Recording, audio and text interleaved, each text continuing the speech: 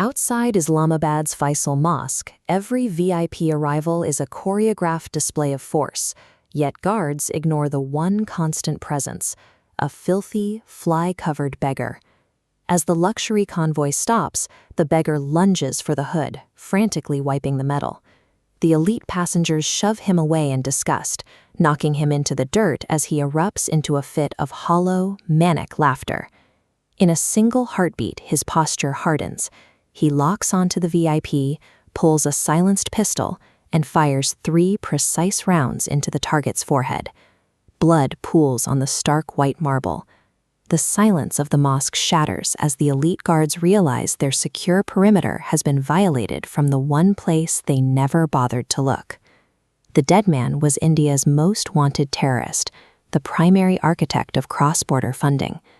The beggar was an operative from India's intelligence agency, RA, a ghost who had just completed a 5-year hunt. In Islamabad's high-security zones, infiltration is a death sentence. Layers of defense scan for external threats. RA bypassed this by placing an agent inside their psychological blind spot, a fixture of the landscape so wretched he was effectively invisible. 5 years of physical degradation were the cost of entry.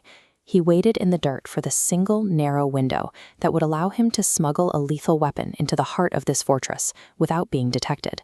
5 years earlier, the agent abandoned his life to become a permanent inhabitant of the mosque's steps.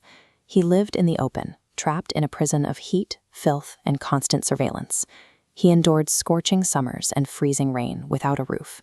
He took beatings from guards and insults from the public, never once reacting with anything but the vacant stare of a madman.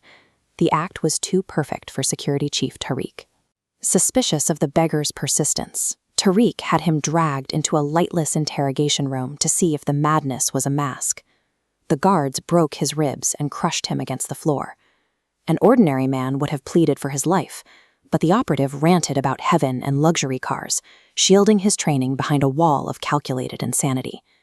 Tariq eventually dismissed him as a harmless lunatic, throwing his bloodied body back onto the street. That survival earned him total clearance. To the enemy, he was no longer a person. He was just part of the pavement.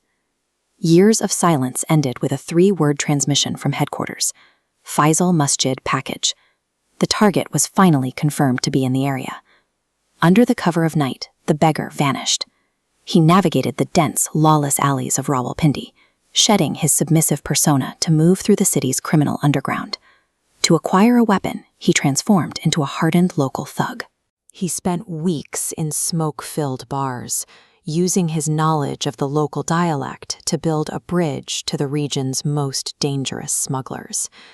In a shadow-filled back room, he produced a thick bundle of currency, operational funds he had kept sewn into the lining of his filthy rags since his first day on the street. He traded it for a 9mm Russian pistol, a transaction where any slip in his cover meant immediate execution. During the day, he returned to the dirt, a helpless beggar.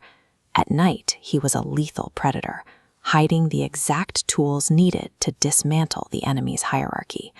Armed and ready, the agent returned to his post. But the target did not appear. The mission stretched into another 11 months of agonizing patience.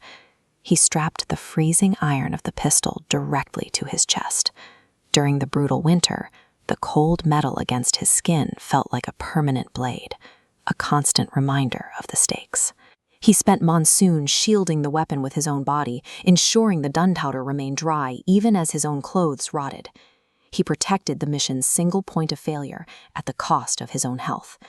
Carrying a loaded weapon through daily police shoves and public abuse required near superhuman discipline. He remained a harmless ghost, all while harboring the exact instrument of the enemy's destruction. When the convoy finally arrived, the agent felt the 5-year weight lift. He watched the terrorist step onto the marble, his identification now absolute. The lunge onto the car hood was the final act of a 5-year performance.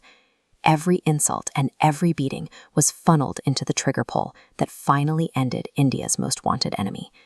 The beggar was gone. He moved like a combat-hardened commando, overturning street stalls and weaving through the chaos to create a barrier between himself and the guards' rifles. He hijacked a motorcycle in one fluid motion, tearing away from the mosque and disappearing into the city's labyrinthine traffic before the guards could coordinate their fire. The objective was achieved with total precision, but the extraction was quickly becoming a descent into an inescapable trap. For a few seconds on the open highway, the wind on his face felt like freedom. The operative pushed the motorcycle to its absolute limit. Then the sirens caught up. He looked back to see dozens of heavily armed police units closing the gap, their armored vehicles dominating the road behind him. As he looked forward, the highway vanished. A massive wall of steel and flashing lights was rushing to meet him from the opposite direction, sealing both ends of the road. The highway had become a cage. Behind him, the pursuit. In front, a total blockade. The target was dead and the mission was complete, but the operative was now a man with nowhere left to run.